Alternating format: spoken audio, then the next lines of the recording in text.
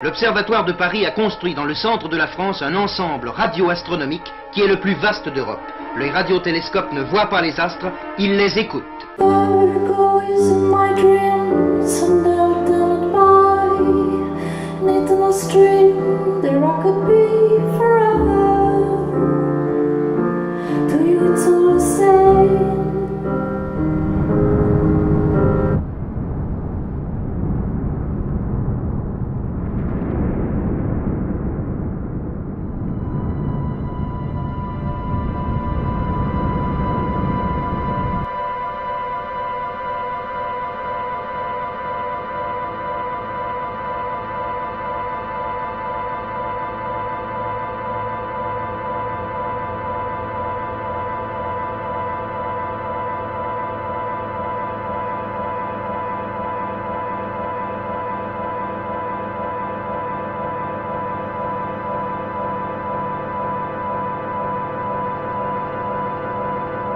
Ça, ce sont les hémisphères cérébraux, c'est-à-dire le cortex cérébral. Ça, c'est le tronc cérébral avec, ici, c'est on appelle le mésencéphale, le pont et le bulbe. Eh bien, jusqu'en 1958-59, on avait découvert, délimité très bien, ici, le centre de l'éveil.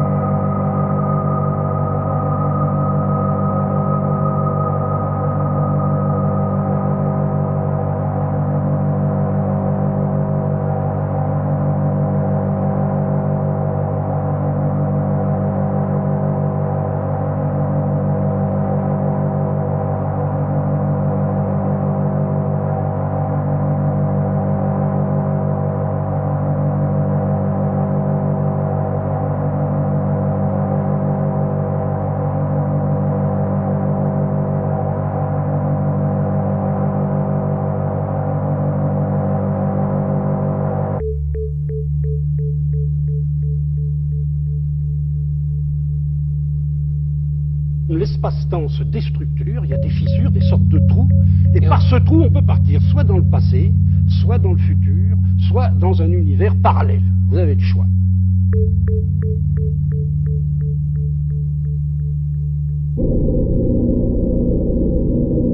Nous nous déplaçons le long de lignes d'univers.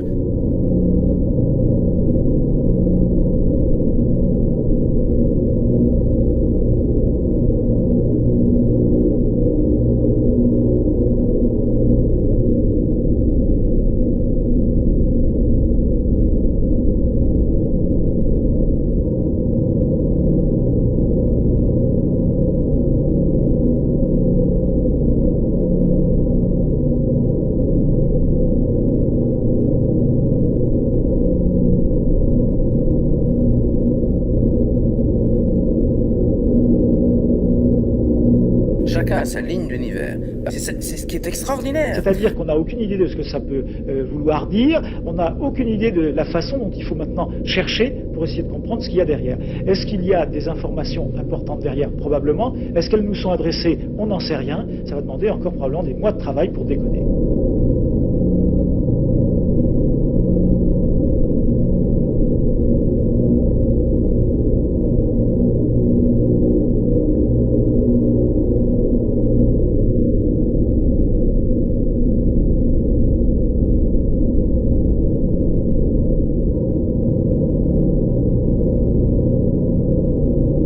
En fait, vous avez votre ligne d'univers. Ce qui veut dire en fait que vous êtes le long de cette ligne d'univers en train de vous déplacer comme sur un point. Cela dit, la ligne elle continue d'exister derrière vous et elle existera devant vous.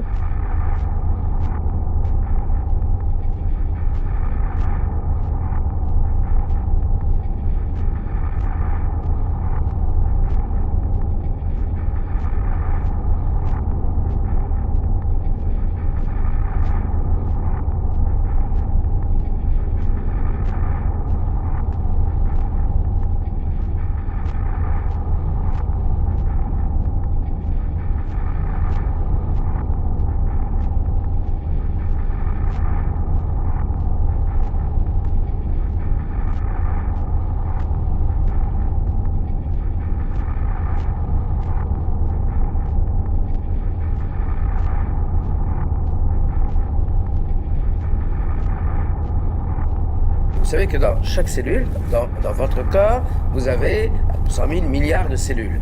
Chacune de ces cellules a ce qu'on appelle un noyau.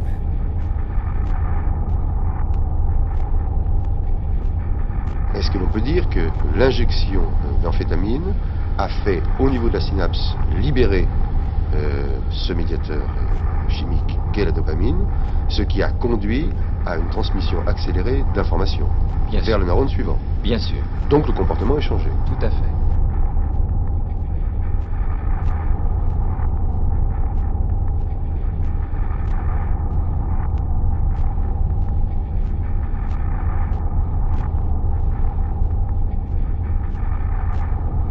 Il existe un système de neurones particulièrement intéressant. Les cordes cellulaires de ces neurones sont situées dans la partie basse du cerveau, dans la substance noire. Les événements passés ont autant d'existence que ceux à venir. À l'inverse, l'analyse d'une fonction comme le sommeil, en partant de cet angle neuf qu'est la chimie des neurones, en un lieu déterminé du cerveau, peut-elle permettre de saisir sur le vif, de suivre, éventuellement d'intervenir.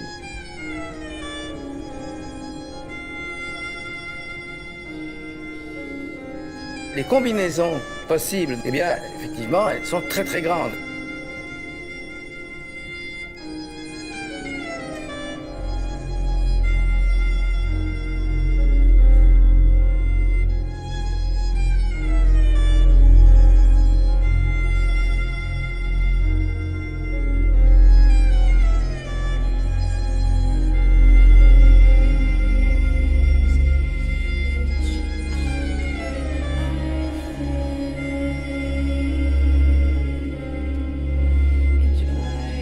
Son choix existe derrière et la route existe devant, même si elle est à un point donné de l'espace-temps.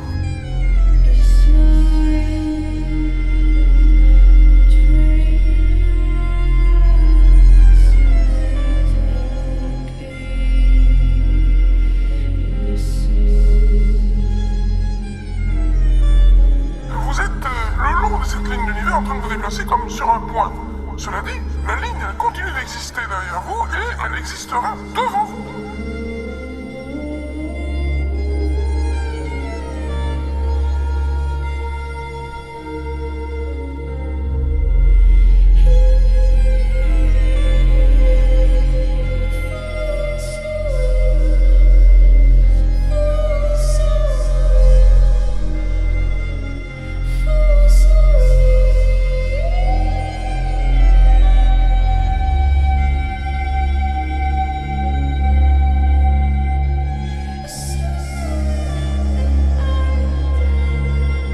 Exactement comme la voiture, son choix existe derrière et la route existe devant, même si elle est à un point donné de l'espace-temps.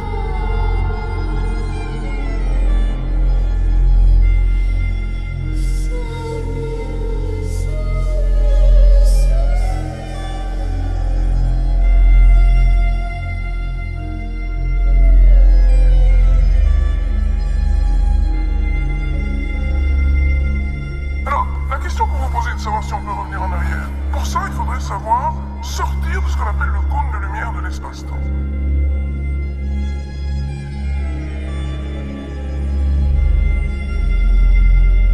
La ligne d'univers, elle se déplace à l'intérieur du cône de lumière. Si vous sortez des limites du cône de lumière, tout devient possible.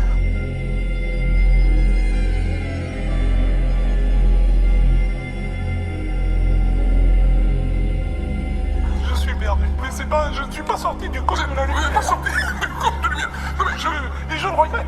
Non mais c'est regrettable. C'est vrai. C'est mon problème.